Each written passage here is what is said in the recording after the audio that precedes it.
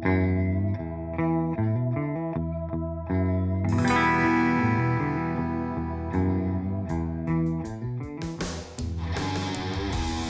this is Nick Freitas with Making the Argument. Today we've got a special episode for you. We're here with Sue Zoldak, and we're going to be talking about what has been going on with respect to the school boards here in Fairfax County, and really school boards all over the country with respect to the teaching of critical race theory, as well as some other policies that we see coming up, not just in the Commonwealth of Virginia, but across the country.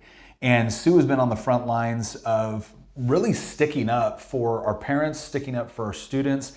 And this idea of, a lot of times I think, and I'll let you speak for yourself on this one, but a lot of times we see this situation where anytime a parent comes before a school board now with respect to critical race theory, the left automatically attacks them as not wanting to teach real history, wanting to whitewash history, or just straight up accuses of white supremacy. And you've been standing up to all of this. And so what I'd like to know first, for everyone that's watching, everyone that's listening, tell us a little bit about yourself and, why is this an issue that really motivated you to not only say something, but to step forward, work with other parents in order to push back against this?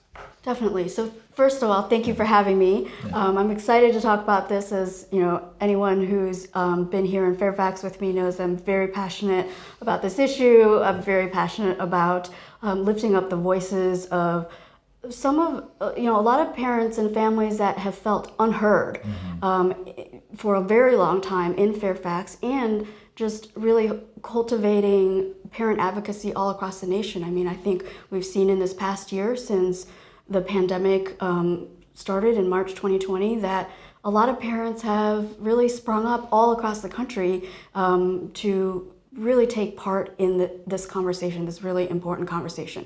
So for me, that's when this started. When schools shut down, and I realized, along with a couple dozen other parents, that something is wrong with the way that our schools are being run, and it's coming from the top, the superintendent's office, the school boards, that they are not really reflecting the constituents, the makeup of the families that they represent, that they seem to be going in just the direction that they want to go, as if a lot of our voices didn't exist. And whether that is, special education families, military families, conservative families, any kind of family. We're hearing from staff, this is an administration and a school board that has not been listening to us for a very long time. And I was shocked to hear that. And so that is really the birth of the group that I founded, Do Better FCPS. And we just want more transparency, better communication, more accountability, and just a return to a focus on quality education as the number one focus, as opposed to some of these things like you're mentioning, critical race theory. So when you say quality education, obviously people can disagree with respect to what that constitutes. But what I find when I talk to most parents and even teachers as well, there are some things that are controversial that we might not agree on with respect, falls into that realm of a quality education. There's other thing that it seems like everyone agrees on, like basic things like literacy rates, mathematics, whatnot. One of the things that I look at with some of these more controversial issues is I'll go into that school and I'll take a look at, okay, how are you doing on all of the core fundamentals? And have you just nailed those? Or do you, and so you just have all this extra time to go into incredibly controversial ways of teaching things? Or are you distracting? Now, what's your take on that? When you look at a quality education, because again, you've been caricatured by the press, by the left, by people like Delegate Marcus Simon in one way. So just let everyone know, like, when you say quality education, what does that mean for you? I'm a former teacher, so I taught middle school math for 6 years, was the department chair, was the 8th grade team lead. A quality education means, first and foremost, investing in your teaching staff in their professional development and making sure that they are able to renew their skills, learn the latest in pedagogy, being able to talk to other people in their field. So Currently in Fairfax County, the entire professional development budget falls under the equity office. And we have teachers. And you're telling me the equity office's priority is not making sure that teachers are up to date on the latest techniques and technology and pedagogy? I don't want to speak on behalf of the equity office, but something tells me in the way that the budget's labeled that, and also we have had teachers tell us, the last 3 or 4 professional development days, as we know, those are limited and very, sacred for the teachers because they have to take a day off, and they know that children are missing a day of school, and as parents we're like, that's another day on the calendar that we don't have school. They don't, it's not every other week that a teacher is getting to fly off to a conference or doing this and that. We know that there's only a few days during the school year, right? We've had teachers tell us that the last 3 or 4 times that they've had a professional day off, if they're entirely focused on critical race theory or what they call diversity and equity training, and that they haven't had a professional development day centered around their actual subject matter in years. Really? Yes. So this is fascinating because like the American Federation of Teachers Union, she came out and said that critical race theory is not being taught to elementary school, middle school, high school. I mean, she came right out and said that at the same time that they had Emer Kendi at a teachers union event, and basically he was hosting his whole concept, and he was there advocating that it should be taught at elementary school level. So here's my question: when you see someone like that, the head of an incredibly powerful teachers union, coming out and saying that this is not being taught, but then the last 3, opportunities that teachers have had that is supposed to be focused on bringing them up to speed with respect to the latest and greatest within their particular field has instead been focused on this sort of equity training. And are we assuming that it's based off of this critical race theory concept, or we know it's being based off of it? Well, there's varying degrees of it, and this is where I think there's a lot of misconception out in the media, because a lot of people like to say, well, it's not in the history class. And of course, in history, we should teach more about slavery. We should teach more about the oppressed and the histories, not just in our country, but worldwide. And I say 100% I agree with that. And I don't know anyone who does not agree with that. But what the media likes to twist around, and what our opponents like to twist around, is that critical race theory is about history class. It is absolutely not about history class. That is just such an inaccurate statement. Critical race theory is not about one single class.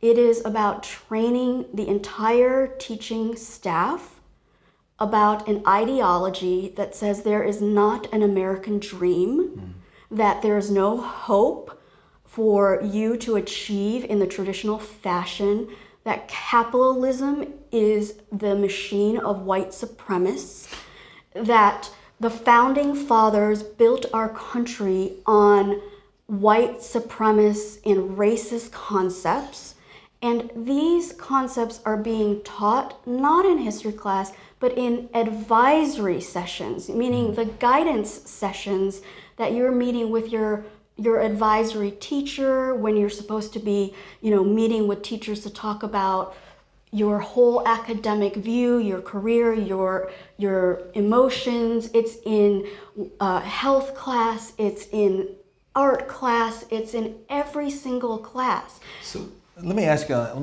that. So one of the things is I've looked at critical race theory, and I've looked at the Frankfurt School and kind of the original ideas behind this, whether it was different papers that were put out at Harvard and as a legal concept.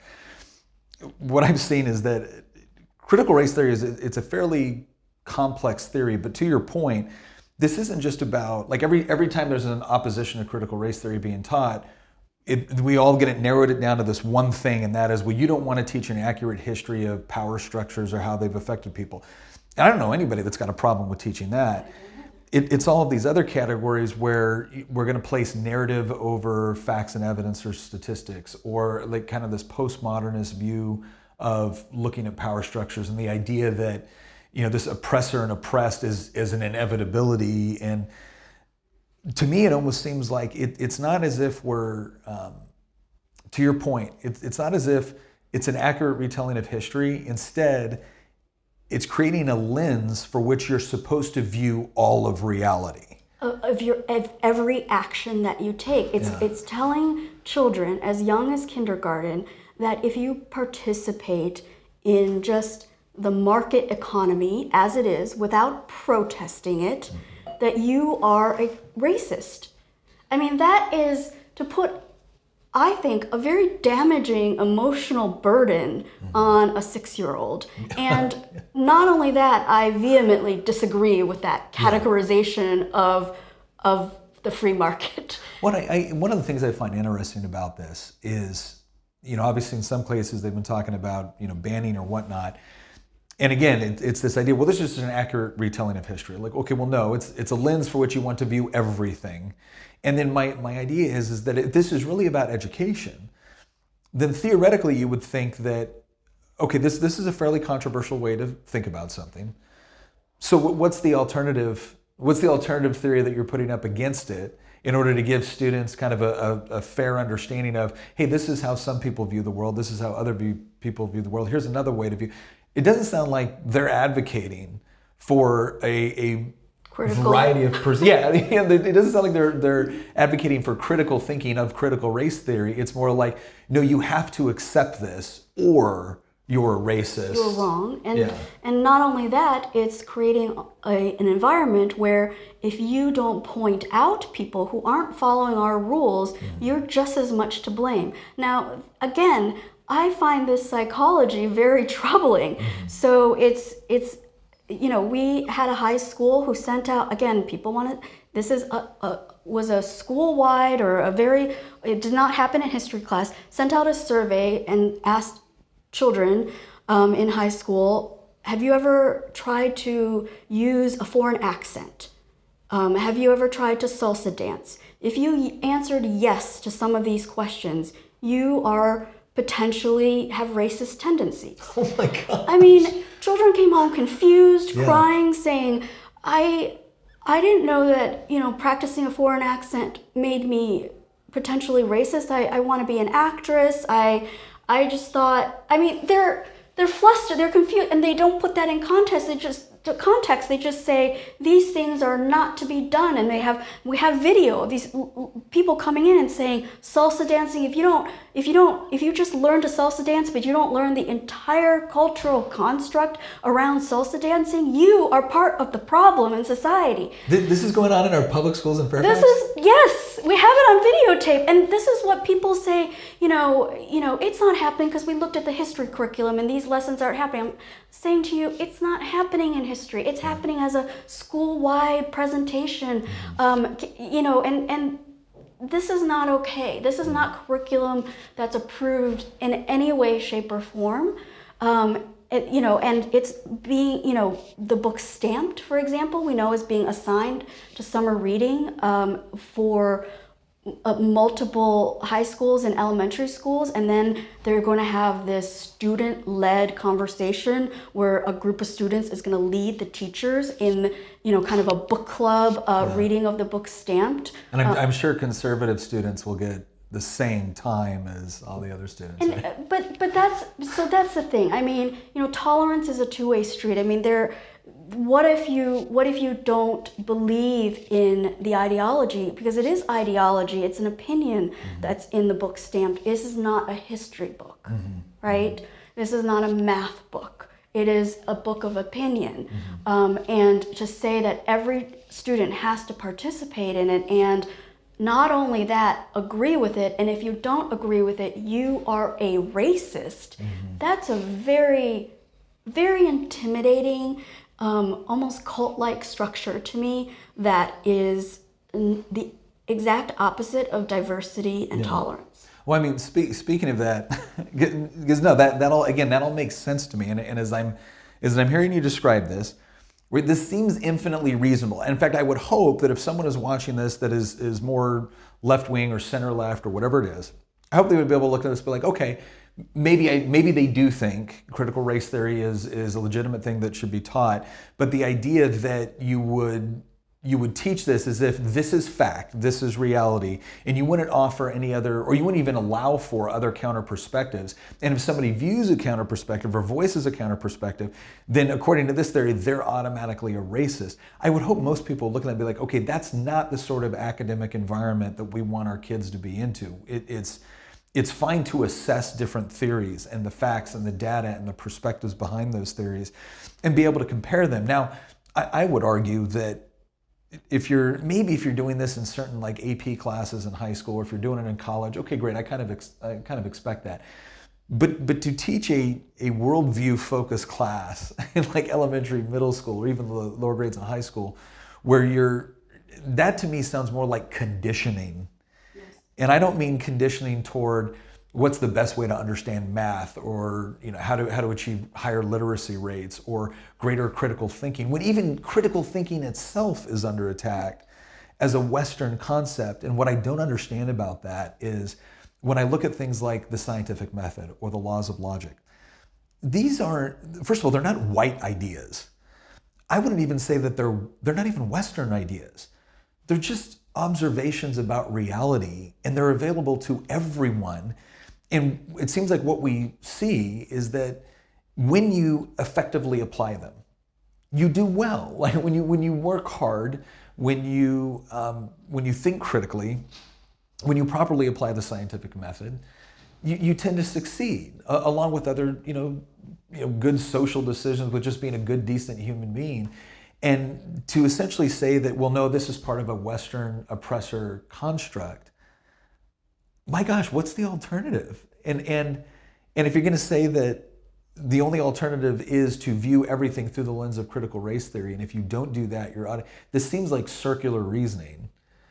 Well, and what it seems like is, something that is very, very bad for society. I mean, having been born, I was born in Taiwan, and I've spent my life trying to explain to people what is the difference between Taiwan and China, where in China you can't have your own thoughts. If you do share your thoughts, you are shot, or you literally you literally can go missing for having thoughts that are different than you're told to have. This is not an exaggeration, okay? This is how life can be. That is extraordinarily similar to where we're going with this, and I don't understand how people don't see that. Now, and I'll say I don't have any problem with teachers and students studying the book Stamped or other readings, as long as it's in reference, like you're saying, with here's a book and here's another book. They're different worldviews. Let's study them critically and let's compare the two. Let's discuss. What do you think? Let's talk about the founding fathers. Let's read some of their work. Let's study their context. Let's study this view of their work versus this view of their work. That is perfectly acceptable. But to bring in a book that says the founding fathers built this entire country on racist constructs and then just drop it and leave it at that and say, that's it. And if you believe otherwise, you are just as racist as they were.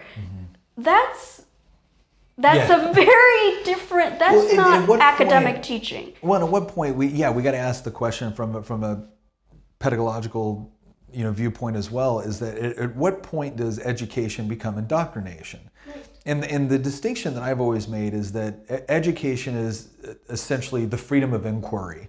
It's the idea that we're going to look at multiple perspectives on facts, evidence, events, and using a process, hopefully a logical thought process, we're going to try to come to relevant conclusions about what happened, why it happened, and what motivated people, and for the purpose of how do we do better, right? How do we always improve? If we think something went well, great. How do we make it even better? If we think something went bad, how do we correct for it? I think all of that's reasonable. Indoctrination to me has always fallen into the realm of one of two things. Either there's a coercive nature, it's like you will believe this or else, and that can come with the threat of violence or legal action, and obviously when the government acts with the threat of coercion, right? You're not allowed to go against what the government essentially puts into law. The other side of indoctrination, maybe it's a more of a softer form, is this idea of insisting, and it's kind of a combination, because obviously I believe in a parent's right to be able to educate their child the way they want to educate their child.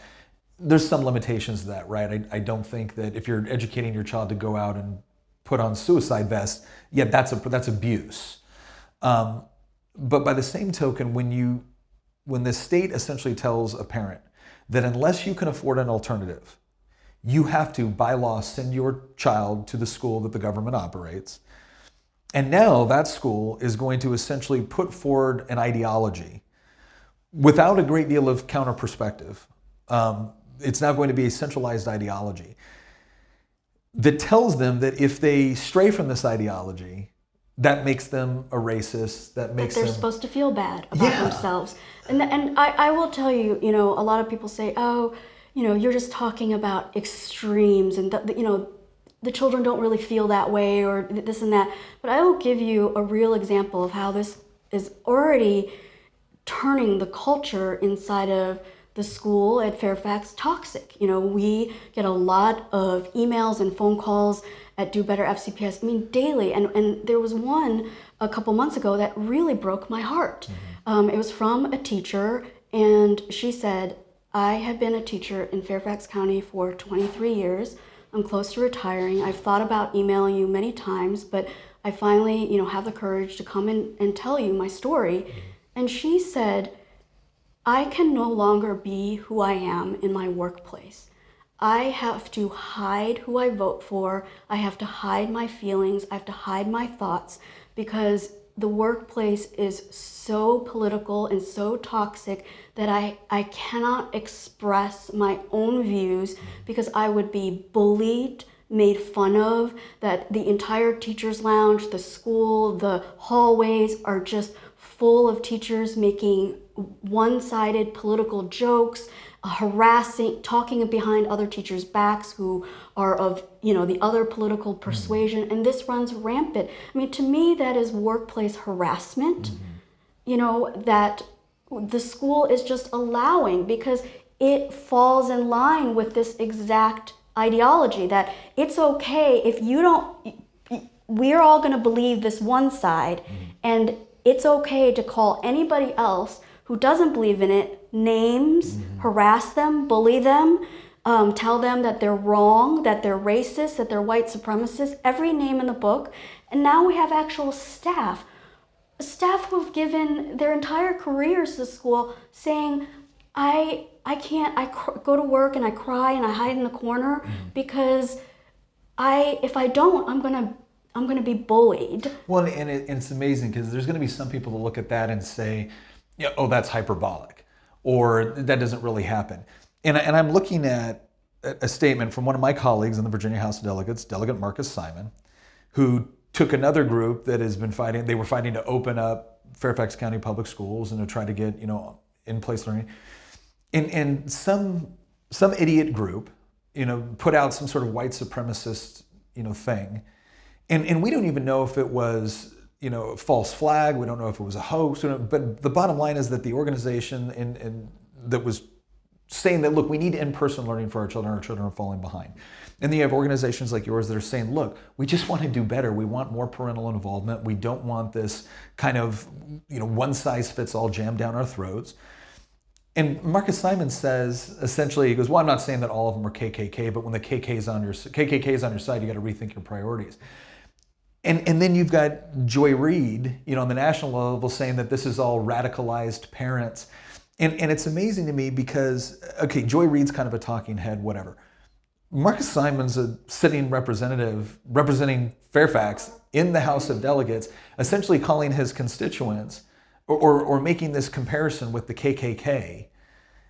And you think about that. Now, take that sort of mindset and put it into our schools and put our teachers in a position where they feel like if they have a problem with this, they're going to be punished, they could potentially be suspended, their careers are going to be stunted.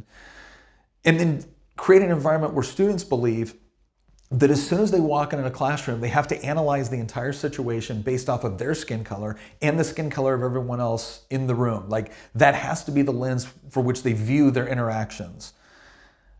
Don't tell me you're not creating an environment of bullying or creating an environment where we've now categorized people based off of skin color. And God help you if you step out of line, because your own representatives will compare you to the Klan. And I'm going to go ahead and make a crazy observation here, but Sue, I don't see you as being a talking point for the Klan. Yeah, I mean, I've tried to make the point that these associations are literally very dangerous. Mm-hmm. You know, it's dangerous to our community members. It's dangerous to our families, to our children. That you don't make. I don't know if you want to call it a joke or whatever. You don't make statements like that.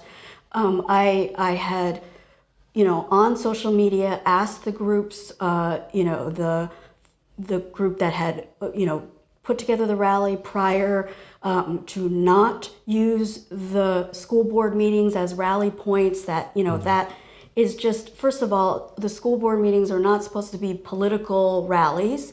Mm-hmm. And I said, this is, I knew even before it happened, I don't think this is a good idea. I'm asking you guys to not hold a rally in front of, I've had to push through crowds of shouting, screaming people just to use my First Amendment right to speak at a local school board meeting. Mm-hmm. People have been worried about my safety, mm-hmm. just walking in and out of that building. I mean, that's an incredible thought to just even fathom, mm-hmm. right? And there is just nothing I can say to people, we're not part of the KKK. I mean, they will tweet back something like, oh, she thinks that just because she's a minority, she can't be a white supremacist.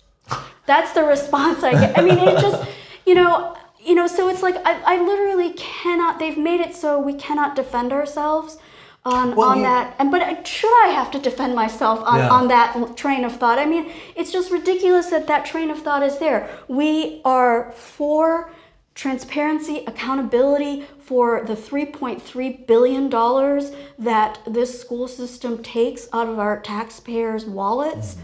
And we just want them to do a better job with it. Well, I think I think if you're just standing back for a moment, right? Again, regardless of where you feel on CRT, regardless of where you fall on the political spectrum, if you stand back for a moment and you look at what's going on here, this is a tactic, right? It is always a tactic, and they refer to as otherizing people or whatnot. But essentially, it's if you can put a person into a particular category in the minds of people, if you can say, oh, they are a white supremacist or they are a racist or whatever it is, if you can put that if you can plant that seed in people's minds, people automatically stop listening to whatever argument you're making because, and honestly, if you think about it, the fact that tactic works demonstrates something about the American psyche. It's the idea that no, as a culture and as a society, we don't accept people that are white supremacists. We don't accept people that are racist because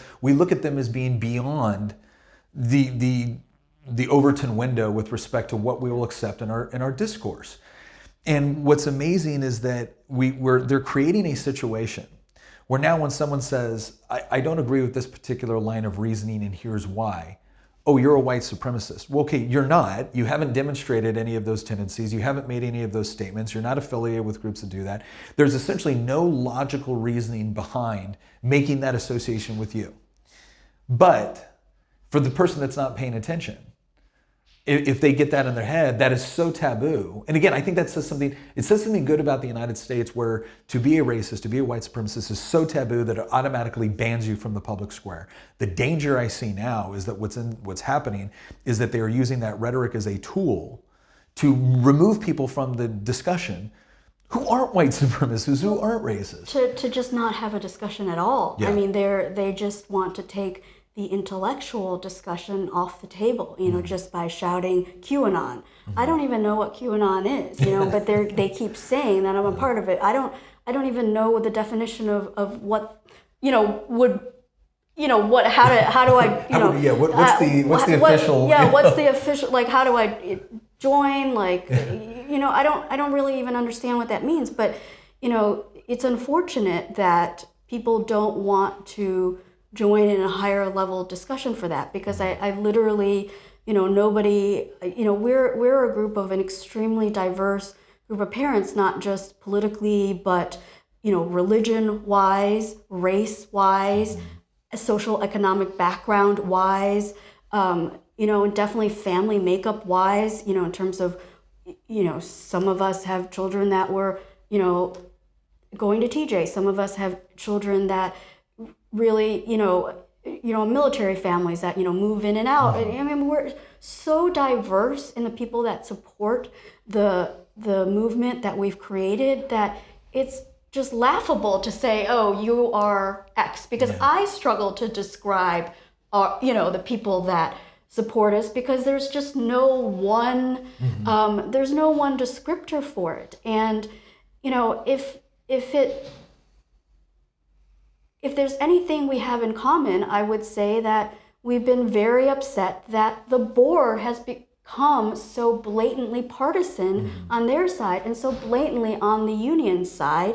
And we have really wanted to push back on that. Now, does that make our pushback partisan? Of course it does, because when you push back on a partisan action, it's going to be partisan by definition, and action is going to cause a reaction. What I think what's interesting about this is, like, specifically, if critical race theory was just being taught in the university, or it was just a concept that we were all talking about in the public space, there would be people that would oppose it, there would be people that would agree with it, there would be people that, maybe agreed with some parts, disagreed with others, etc. It would be a conversation. The reason why I don't think, and this is the part that I know frustrates me when I think about the circumstances you've had to deal with, when we're talking about public school, we're no longer talking about a free conversation out of the public sphere. We're now talking about your tax dollars will be confiscated in order to use it for a particular purpose, and that's going to be used on your children. This is no longer adults having a conversation. It's not even students learning multiple perspectives. It's parents being forced to finance a particular ideology within our public school system and teaching our kids that if they don't subscribe to this ideology, or they ask questions about this ideology, that's indicative of them being racist. And I'm looking at this going, my gosh, how do I not come to the conclusion that this falls within the realm of indoctrination, not education?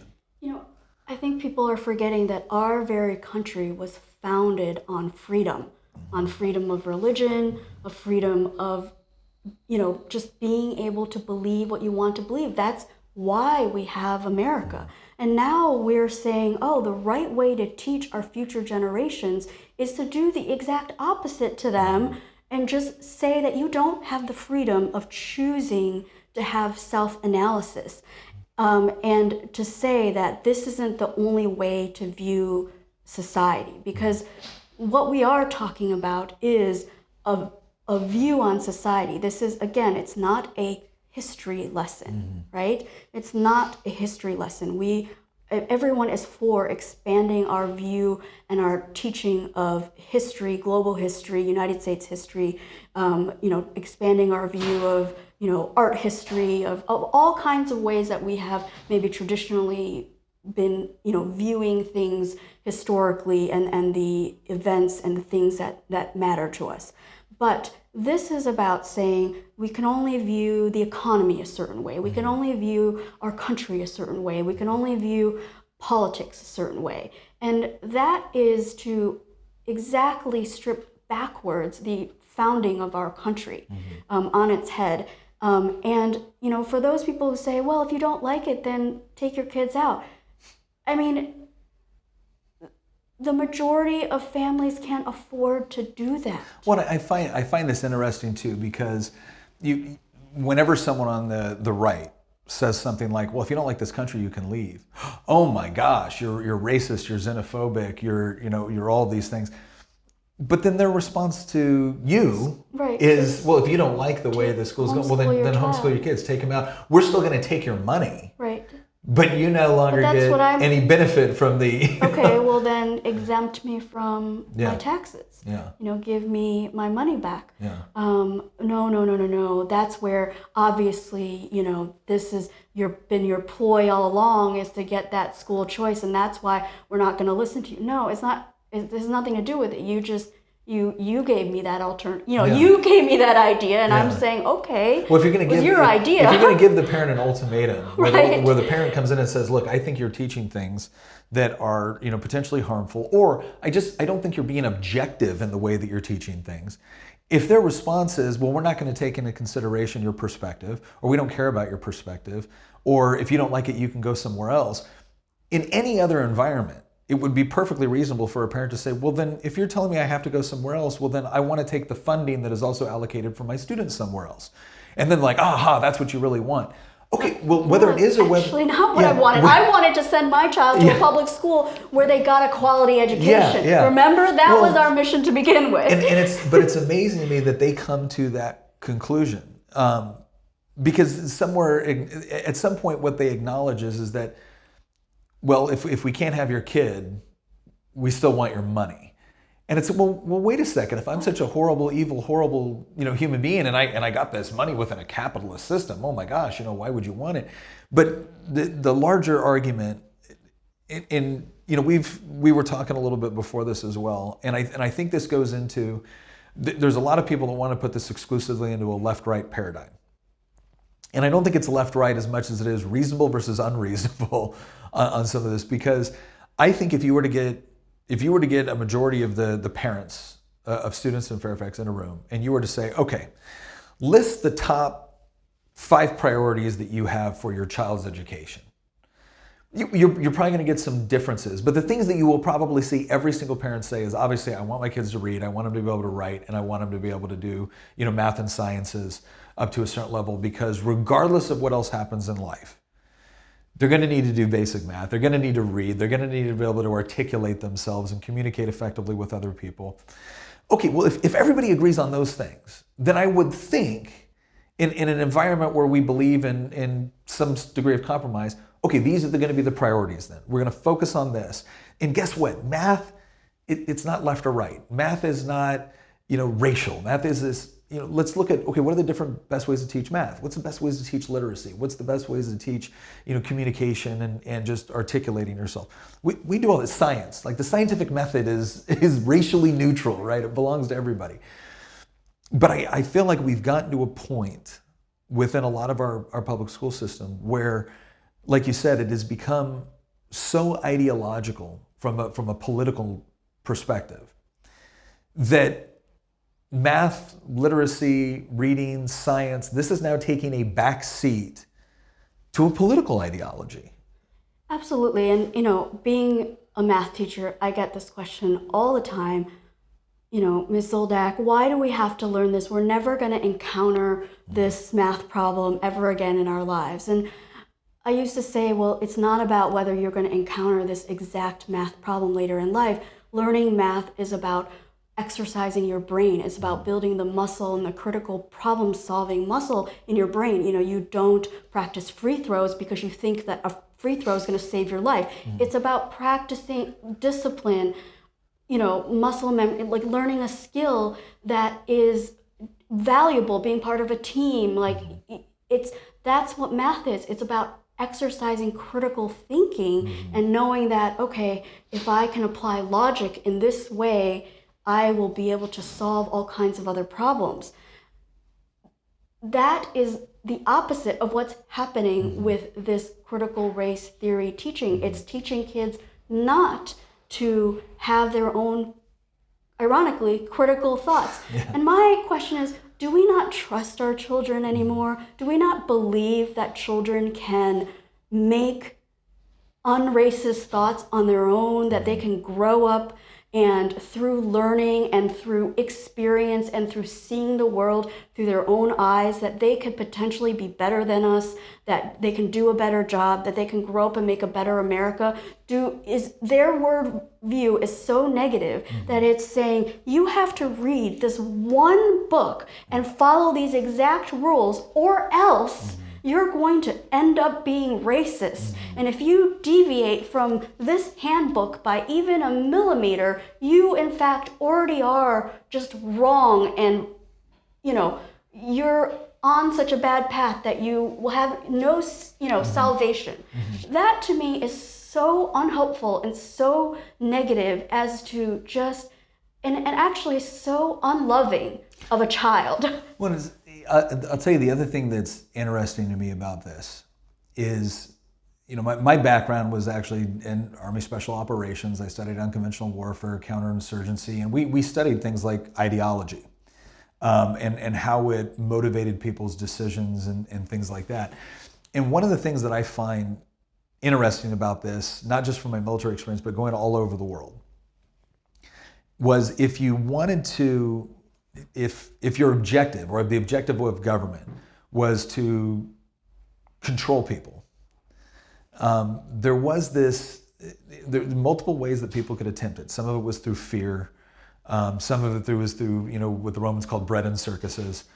But one of the most effective ways was to get people to think things about themselves that no matter how obviously wrong it might be from the outside looking in, once somebody had captured onto an idea where this is what they believed about themselves in reality, that was the most effective long-term way to control people.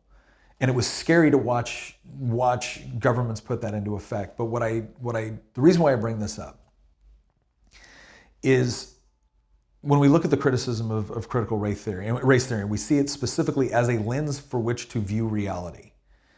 I do think it puts children at a fairly young age into a category where they walk into a classroom, and again, based off of their skin color, they have to analyze everything around them through the lens of critical race theory, through the lens of skin color, and that inevitably puts them into one of two categories. You're the oppressor or you're the oppressed. And psychologically, I see that as horribly damaging for both sides. There's been some critiques of criticism that focus mainly on why would you tell some poor white kid in Appalachia that they're part of an oppressor class? Yeah, that's horrible.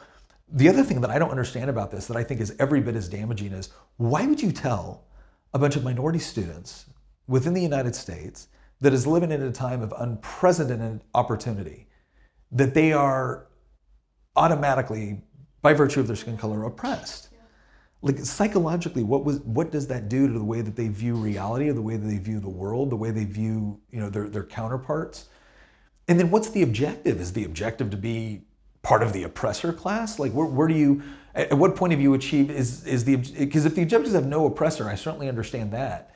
But I other than coming to the conclusion that from a political standpoint, if you're someone that is essentially advocating for this view of the world, and you are convincing a minority student in the United States that there's no way they can get ahead, that the system is completely built around or built against them, and that the only way that they can achieve anything is if they align themselves with the right politician, the right movements, and then their success will not be as a result of them doing a better job with respect to work ethic or critical thinking or developing, greater character. No. It's exclusively tied to the political narrative, like the political organization they align themselves with. That is the only method to success.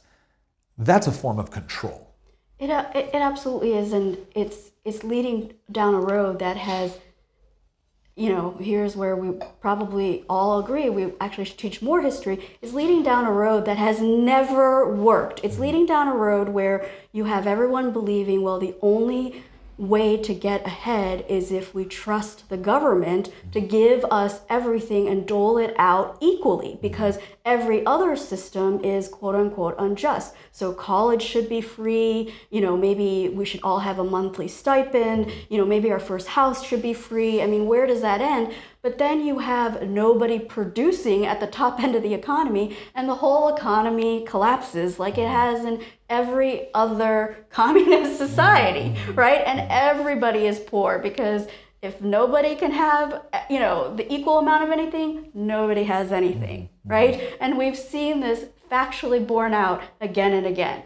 And so, I don't think people understand the connection between these two things, and it is that scary. It is that scary that you're telling these children that there is absolutely nothing positive in capitalism. There's nothing positive in fighting for your own way, because fighting for your own way is white supremacy. There's nothing positive in taking something that isn't yours and making your own, because God forbid you want to salsa dance, when you're not Latin, or God forbid you want to make, a taco truck when you're Korean, you're canceled, or you can't expand, you can't innovate, you can't think at all. That's what it's telling these children. And you should just wait for someone to make it all fair. That is, the end game to that is total destruction. Well, and I think you bring up a good point too. It's, people hear critical race theory and they think this came out of nowhere. No, it didn't. Like the whole critical theory school with respect to Frankfurt, and critical theory used to be primarily focused on the economic side with respect to class warfare. It was very Marxist origins with respect to the bourgeois versus the proletariat, the ruling class, but it was all within economic spectrum. And the problem with that is that when you did go to more free market oriented countries, well, the proletariat wasn't buying it because they had the ability to move up the economic ladder, and provided that they followed simple things. And the Brookings Institute, which is a left of center of organization, has even said it. The bottom line: get a job, keep a job. Wait to have kids until you're in a stable, economic and merit or social environment. And then graduate high school. You do these things, you're not going to be poor in the United States. There's like less than a 4% chance you'll be poor. So if critical theory was originally based on this from an economic perspective, and too many people were able to rise up through the system, well then it challenges the entire critical narrative of no, you're irretrievably in a particular class and that's who you are. Well, people didn't find that to be the reality. So what did they do? Well, now with critical race theory, now it's based off of your skin color. Well, there's no, quote, escaping your skin color. No, should there be a desire to escape your skin color. But now if we're saying that, okay, we can't view it through the lens of pure economics anymore because history has demonstrated that that's not reality. So now let's view it through the lens of race, because now we can create a narrative where essentially you're stuck in that environment. And the only way you're going to have any success is that if you essentially surrender your individual hopes, dreams, ambition. Essentially, if you surrender your right to pursue happiness, then the government or this politician or this group will give you some sense of meaning or purpose or some sort of higher calling. But you have to surrender that individual pursuit of happiness. And I find that so antithetical to what the American experiment is supposed to be about. Not to say that we've always lived up to it in this country, but at the core fiber, it was there. I mean, life, liberty, and the pursuit of happiness was written into the document. And if you look at civil rights leaders from Booker T. Washington, Frederick Douglass, Martin Luther King, they didn't throw out those ideals and throw out the Declaration of Independence and the Constitution and the founding. They embraced those ideals, held it up as a mirror to the rest of us and said, you're not living up to them. And I feel like that's completely been transplanted with this notion that you have to surrender, your individual character, your individual hopes, dreams, ambitions, pursuit of happiness for what this particular collective tells you have to do. And again, all we're asking is for our public school system, which is paid for by tax dollars, to teach both concepts, right? It's not to ban one or the other, but everything that you just described, why aren't we allowing the kids to, again, don't we trust them to understand both sides of this argument and make a decision as to which philosophical idea they think makes sense? Allow them to choose. Why aren't teachers required to teach both viewpoints? Or in any philosophy class, do you have a professor that only teaches one philosopher but not any of the others and does no comparing and contrasting? Because that's what we're having here. And why is it a bad thing when parents say, wait a minute, we want a more diverse teaching environment and we want teachers that are committed to teaching a diverse education. That is the basis of a quality education. That is the definition of a quality education. I encourage everyone to watch the movie version of Arthur Brooks' book, The Conservative Heart, which is, I think, now available for free. It used to be on HBO, but now is for free, available on YouTube, where he traveled the world to the poorest areas in the world, the poorest economies. And he really asked these people, what is it that you want most? How can we get you out of poverty? And they all said, what got me out of poverty was a free market where I could sell my goods, set the price, be an entrepreneur. That every single person described, whether it's, from India to, where, he traveled to Africa, India, all around the world. And this is an amazing, amazing documentary to just show, like, this is what some of these principles mean to people. And why does this matter to our discussion of critical race theory? It's that these are the kinds of things that our children should be exposed to, is various philosophies and ideas.